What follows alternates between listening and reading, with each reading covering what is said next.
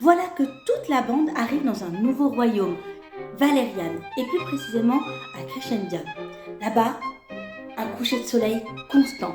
Ça pourrait limite passer un peu pour romantique parce que y a Alric qui se nourrit de Rhaena et tout. Mais bon, fallait qu'Arya ait des visions d'Aidan, hein. Oh là là, donc du coup, elle va s'isoler un peu du groupe parce qu'il la suit, lui parle, mais un vrai stalker le mec, hein.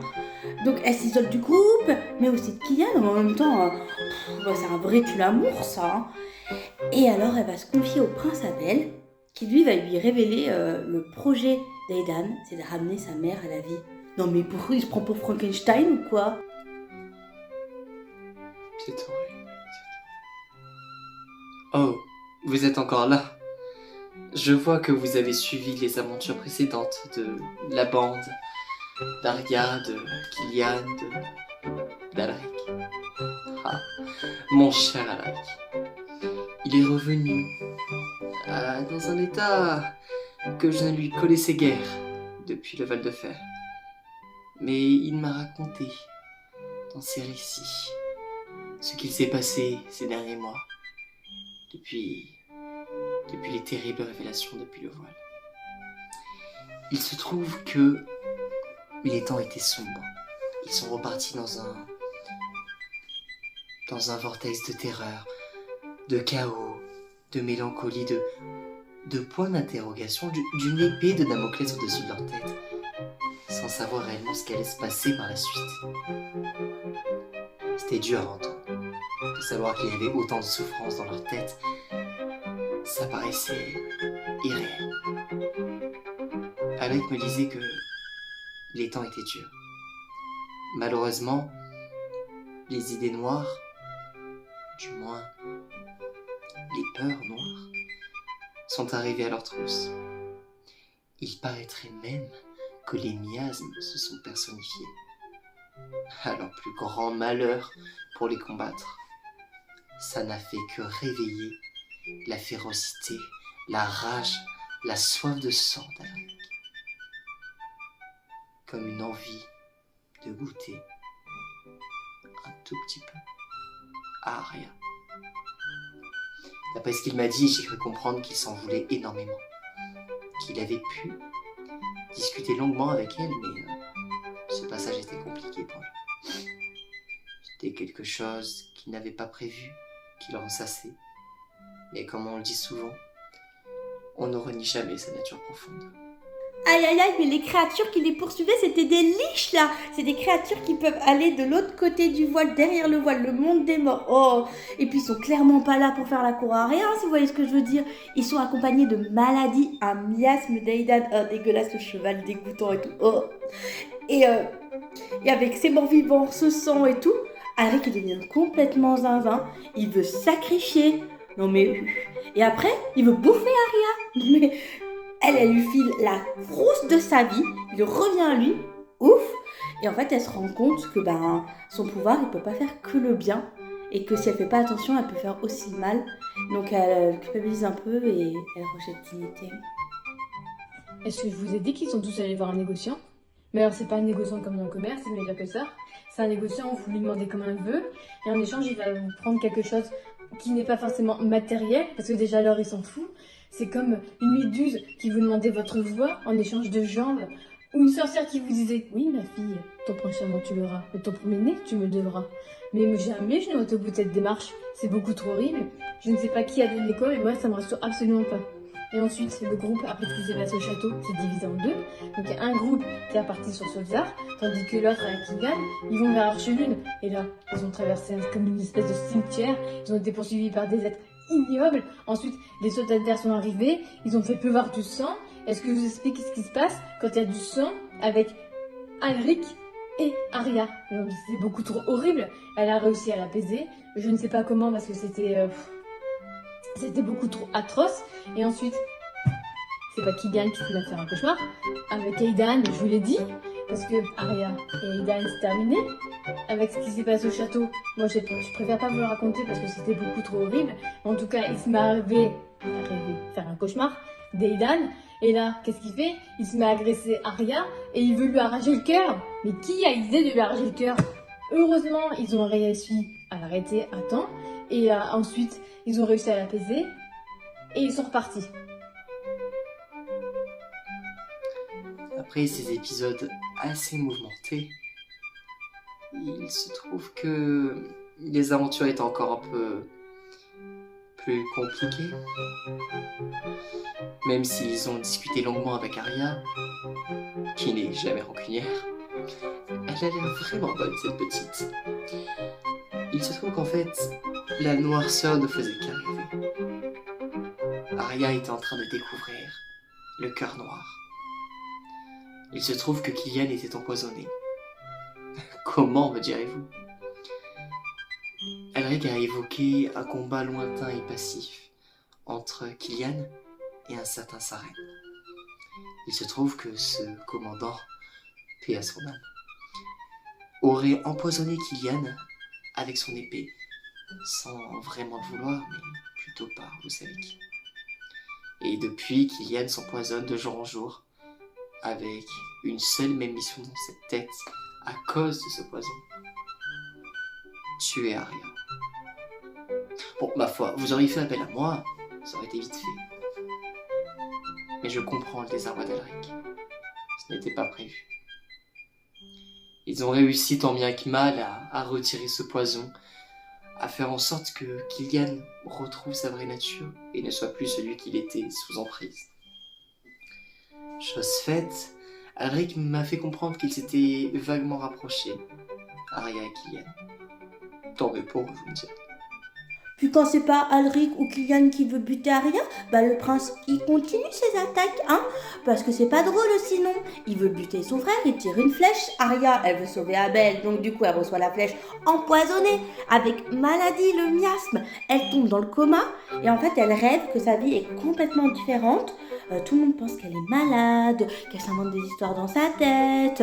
Mais non. Mais moi je suis même pas là dans son coma pour lui dire mais non, meuf, t'inquiète, c'est vrai, t'es la passeuse de mots. Parce que personne la croit. Mais vous vous rendez compte, elle vit des trucs horribles dans son monde parallèle là, et je suis même pas là. Forcément, ils se sont fait encore pourchasser. Là, Arya a été blessée. Ils ont réussi à passer Arche-Lune. Et là, on leur annonce que Arya est dans le coma et qu'il faut attendre. Juste attendre. Alors Killian, il est comme fou. Hein. On connaît tous Killian. Mais c'est pas, il a aucune patience. Arya finit par se réveiller. Et là, alors, pour terminer le processus de guérison, il a fallu lui faire prendre un bain. Et c'est Killian qui a été lui donner un bain. Est-ce que je vous rappelle que Killian avait peur de l'eau? Moi, je vous dis qu'il se trame quelque chose, mais je ne sais pas trop quoi.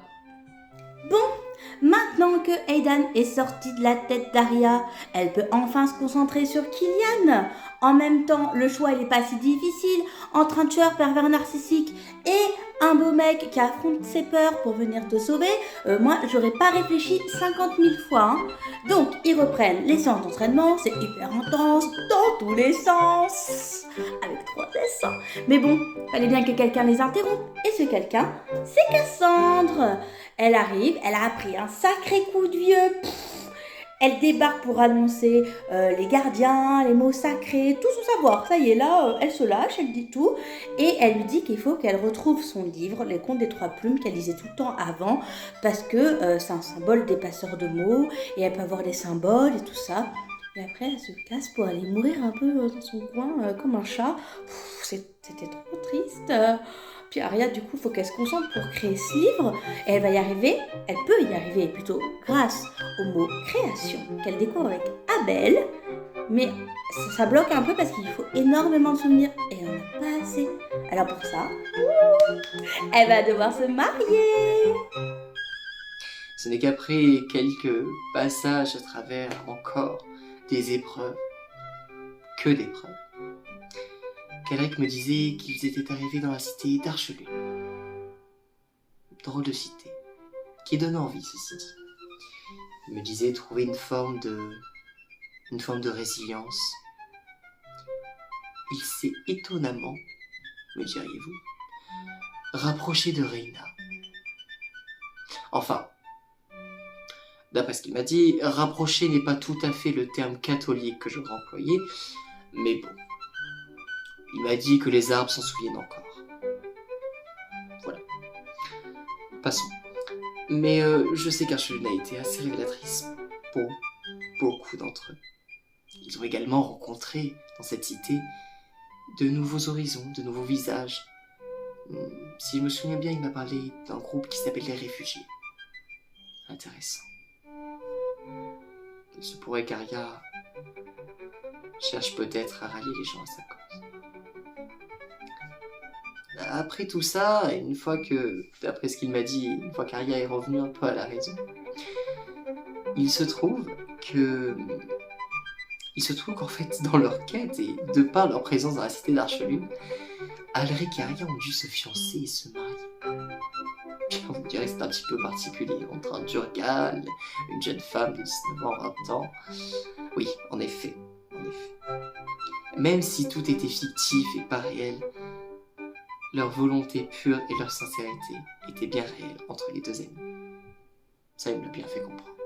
Il était heureux quand même. Tant mieux, j'ai envie de vous dire. Parce qu'avec ce qui allait arriver...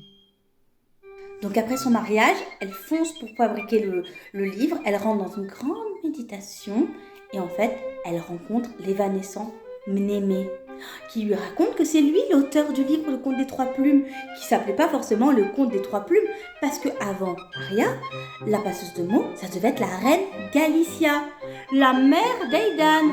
Mais on comprend mieux son obsession pour la passeuse de mots à lui. Non mais le complexe d'Oedipe, il est pas très loin. Hein. Et puis elle veut à tout prix garder son bébé, alors que elle voit bien qu'il y a un truc qui cloche, en plus c'est pas le fils de son père et tout. Non mais quelle mère appelle son gosse le serpent? Donc une fois qu'elle meurt, le livre il arrive dans la librairie de Maître Jaunois. Vous vous rappelez du percepteur d'Arya? Bah oui, parce que Mnémée et lui, ils étaient amoureux. Et donc là, Mnémée, il offre, avec toutes ces révélations, il offre à Arya un collier avec une plume et le mot sacré mémoire. Arya, elle a plein de réponses avec ça, mais elle a aussi encore plus de questions.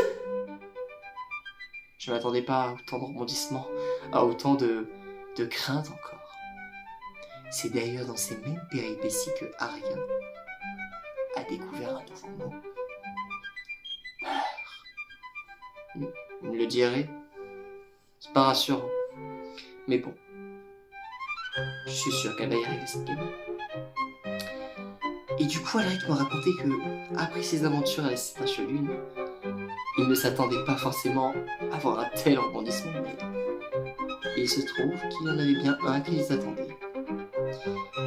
Ils ont subi une nouvelle attaque, il m'a dit, et ça a failli être désastreux.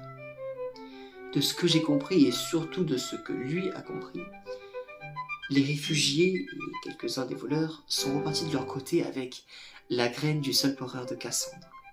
Tandis que eux, Arya les avait protégés d'une bataille à travers un protégo. Sauf que Alric m'a dit quelque chose d'assez effrayant. Il m'a dit, écoute, Arya a changé. Et elle a compris ce qu'il se tramait. Et surtout, elle l'a vu. Il se trouve que Blade de Loin fait son retour. Aidan n'est plus seul. Il est accompagné d'Inis, le gardien du feu. Nous sommes loin d'être sortis de l'auberge avec cette histoire. Mais bon, je me demande sincèrement de quoi sera fait demain. Quelles seront les aventures d'Alric, de sa bande, de son ami? Quel est leur avenir?